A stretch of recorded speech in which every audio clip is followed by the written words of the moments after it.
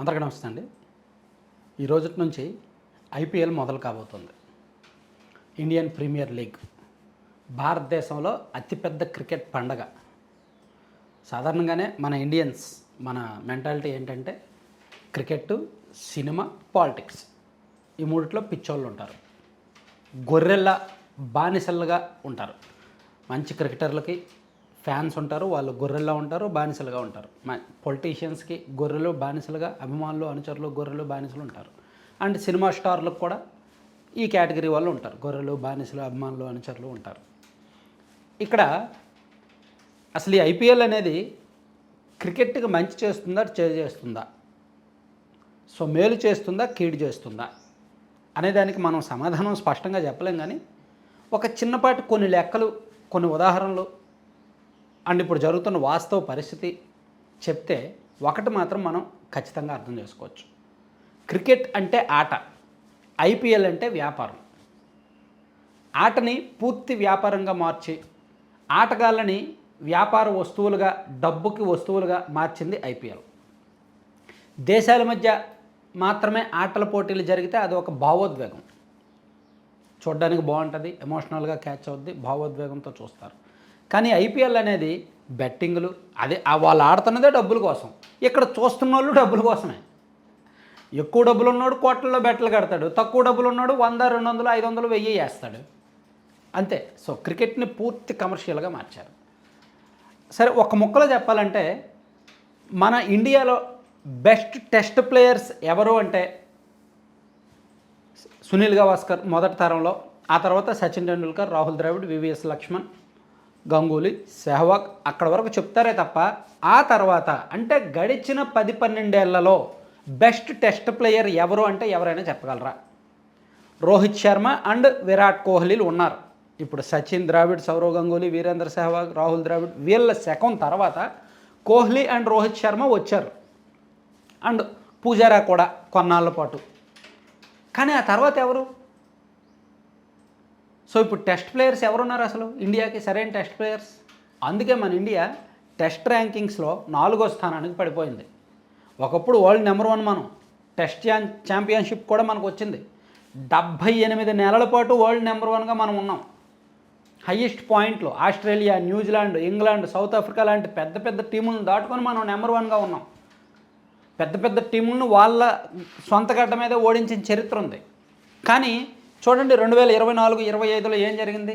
మన దేశంలోనే మనం సౌత్ ఆఫ్రికా చేతిలో అండ్ న్యూజిలాండ్ చేతిలో ఓడిపోయాం. అవునా? వరల్డ్ నెంబర్ 1 2020లో మన టీం వరల్డ్ నెంబర్ 1 కావచ్చు, వన్డేల్లో మన టీం వరల్డ్ నెంబర్ 1 కావచ్చు, కానీ టెస్టుల్లో మన టీం 4th పొజిషన్లో ఉందండి. ఎందుకు? కారణం ఏంటంటే క్రికెట్లో ఈ వచ్చామా కొట్టామా వెళ్ళామా అనే ఫార్ములా వచ్చేసింది. అందుకని అంటే ఈ ఐపీఎల్ ఆడడం అలవాటై దేశవాళీ క్రికెట్లో రంజీ మ్యాచ్లు ఆడడం దాని విలువ తగ్గుతుంది. ఇప్పుడు రంజీ మ్యాచ్లు, ఒకప్పుడు రంజీ మ్యాచ్లు చూసేవాళ్ళు, ఇప్పుడు రంజీ మ్యాచ్లు చూడడం మానేశారు జనాలు. సో ఇప్పుడు క్రికెట్లోకి వెళ్ళాలంటే, ఇంటర్నేషనల్ క్రికెట్కి వెళ్ళాలంటే ఐపీఎల్ ఆడితే చాలు, ఐపీఎల్లో టాలెంట్ చూపించుకుంటే చాలు అనే ఫార్ములా వచ్చేసింది. ఒకప్పుడు రంజీ మ్యాచ్ల్లో ఆడాలి, రంజీ మ్యాచ్ల్లో రాణించాలి అనేది ఉండేది.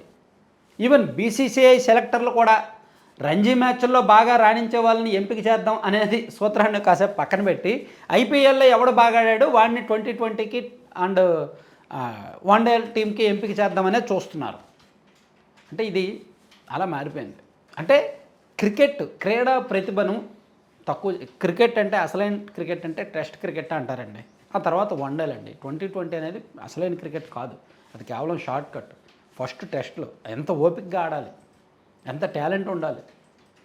సో అది పోయింది. ఇప్పుడు టెస్టులు ఆడడం సంఖ్య తగ్గింది, దానిలో మన ర్యాంకింగ్ దిగజారింది. వన్డేల్లో కొంత పర్వాలేదు. సో ఇప్పుడు ఇది కమర్షియల్ ఆట మాత్రమే, అసలు ఇది ఆట కాదు వ్యాపారం మాత్రమే అని నేను ఎందుకు అంటానంటే, అసలు ఐపీఎల్ ఆరంభంలో ఒక్కొక్క టీం వాల్యూ ఎంత, ఇప్పుడు ఆ టీం వాల్యూ ఎంత? ఆర్సీబీ ఆరంభంలో 420 కోట్లు అంట. ఇప్పుడు ఐపీఎల్లో ఆర్సీబీ వాల్యూ 16,000 కోట్లు అంట, ఆ ఫ్రాంచైజీ వాల్యూ. అలాగే రాయల్ ఛాలెంజర్స్ బెంగళూరు అప్పట్లో 360 కోట్లు, 390 కోట్లు అన్నారు, ఇప్పుడు 15,000 కోట్లు అంట. అంటే చూసారా ఒక్కొక్క టీం వాల్యూ ఎంత పెరిగిందో? ఎవరి డబ్బులు ఇవన్నీ? అంతెందుకు, ఐపీఎల్ జరుగుతున్నప్పుడు అడ్వర్టైజ్మెంట్ ఇవ్వాలంటే స్టార్టింగ్లో ఐపీఎల్ 2008 2009 సీజన్లో మనకి టాటా యాడ్ డొకోమో యాడ్లు వచ్చాయి, గుర్తున్నాయా?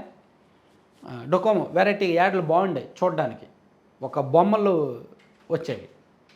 సో ఇప్పుడు అటువంటి యాడ్లు రావట్లేదు. సో అంటే యాడ్ల గురించి ఎందుకు మాట్లాడుతున్నానంటే, ఇప్పుడు ఐపీఎల్ వస్తున్నప్పుడు యాడ్ ఇవ్వాలంటే 10 సెకండ్ల యాడ్కి 15 లక్షలు చెల్లించాలి.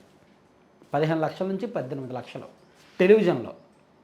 అదే డిజిటల్ రైట్స్ అయితే 10 సెకండ్ల యాడ్కి 7 నుంచి 8 లక్షలు అంట. చూసారా? అదే ఫైనల్ మ్యాచ్కి వచ్చేసరికి ఇంకా రేట్ డబుల్ అవుద్ది. ఐపీఎల్ ఫైనల్కి వచ్చేసరికి 10 సెకండ్ల యాడ్ వేయాలంటే 30 లక్షల నుంచి 40 లక్షలు చెల్లించాల్సి ఉంటుంది. అంత కమర్షియల్ అయిపోయింది. ఐపీఎల్ రైట్స్, డిజిటల్ రైట్స్ స్టార్టింగ్లో 2008 నుంచి 2000 డిజిటల్ రైట్స్ కూడా ఎంత వాల్యూ పెరిగాయంటే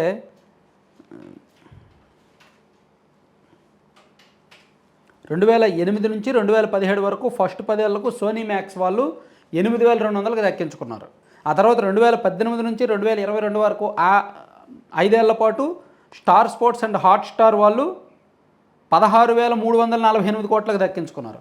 ఆ తర్వాత 2023 నుంచి 2027 వరకు ఈ 5 ఏళ్ల పాటు Star Sports and Jio Hotstar వాళ్ళు 48,390 కోట్లకు దక్కించుకున్నారు.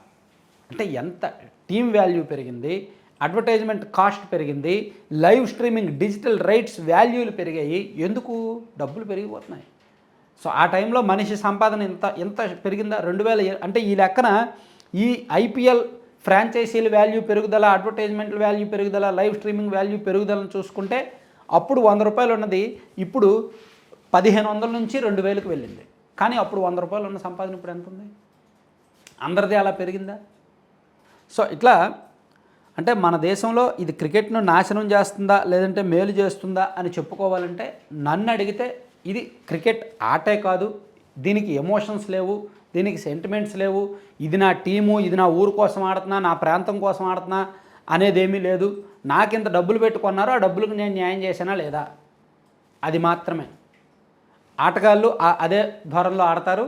ఆటగాళ్ళను కొనుక్కున్న ఫ్రాంచైజీలు అరే ఈరోజు ఈ మ్యాచ్కి మేము ఇంత డబ్బులు ఖర్చు పెట్టాము, సో ఇంత ఖర్చు పెట్టాము, తిరిగి వస్తుందా లేదా అనేది చూస్తారు. సో దాన్ని టెలికాస్ట్ చేస్తున్న ఛానల్స్ కూడా అరే ఈ మ్యాచ్కి మేము ఒక మ్యాచ్ను టెలికాస్ట్ చేయడానికి 115 రూపాయలు కట్టారు, 115 కోట్లు కట్టారు. ఈ 115 కోట్లు విలువైన అడ్వర్టైజ్మెంట్లు వస్తాయా లేదా, కమర్షియల్గా మాకు వర్కౌట్ అవుద్దా లేదని చెప్పి వీళ్ళు ఆలోచిస్తారు.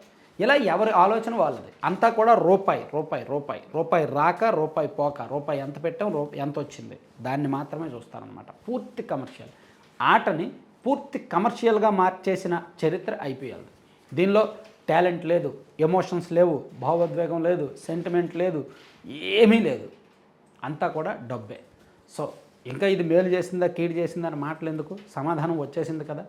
1 టెస్ట్ క్రికెట్ని చంపేసిన మాట వాస్తవం, 2 ఆటలో ఉన్న భావోద్వేగాన్ని చంపేసిన మాట వాస్తవం, 3 పూర్తి డబ్బుగా మార్చేసి ఆటగాళ్ళను కూడా డబ్బు వస్తువులుగా మార్చేసిన మాట వాస్తవం. సో ఇందులో మంచి ఏముంది చెడే ఉంది, అంతా డబ్బు డబ్బు డబ్బు ఎంటర్టైన్మెంట్.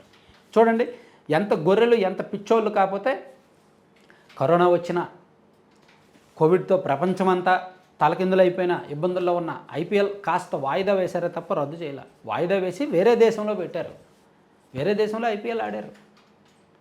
సో యుద్ధం జరుగుతున్నా ఎంత విపత్కర పరిస్థితులు వచ్చినా ఐపీఎల్ అనేది ఆగదు. ఎందుకంటే డబ్బులు, వేల కోట్ల లావాదేవీలు అంటే ఎంటర్టైన్మెంటు, డబ్బు ఎంటర్టైన్మెంట్ అవే కదా కావాలి. కొట్టక ఆర్సీబీ కప్పు కొట్టేసరికి లక్షలాది మంది జనం వాళ్ళని చూడడానికి కీర్తించడానికి వెళ్ళిపోయి చచ్చిపోయారు, తొక్కిసలాట జరిగి. గొర్రెలు. సో ఇటువంటి గొర్రెతనాన్ని గొర్రెత్వాన్ని పెంపొందిస్తున్నది ఈ క్రీడ, ఈ ఐపీఎల్ అన్నమాట. సో ప్యూర్లీ నేను ఇక్కడ చూస్తున్న వాళ్ళు క్రికెట్ కోసం అసలు చిన్న పిల్లలండి, వాళ్ళకి 10 ఏళ్ళు 8 ఏళ్ళు ఉంటాయి, వాళ్ళు ఐపీఎల్ ఫ్రాంచైజీల గురించి మాట్లాడతారు. 2 దేశాల మధ్య నా కూతురు కూడా వయసు 11 సంవత్సరాలు. మొన్న South Africa and India Vizag మ్యాచ్కి వెళ్తున్నప్పుడు మేము ఇంట్లోంచి బయలుదేరుతున్నప్పుడు ఈరోజు మ్యాచ్ ఎవరెవరికి, ఆర్సీబీకి సిఎస్కేకా, దానికి వెళ్తున్నామా మనం అని అడిగింది మా అమ్మాయి. అంటే పిల్లలకి క్రికెట్ అంటే ఇంకా ఐపీఎల్ ఆ ఫ్రాంచైజీలే గుర్తున్నాయి తప్ప దేశాల మధ్య జరుగుతున్నాయని గుర్తుండట్లేదు, ఎవరికి గుర్తుండట్లేదు. అంటే అలా మారిపోయినాయి. సో నెక్స్ట్ జనరేషన్ వచ్చేసరికి పూర్తిగా ఐపీఎల్ డామినేట్ చేసేస్తుంది పూర్తిగా. Thank you.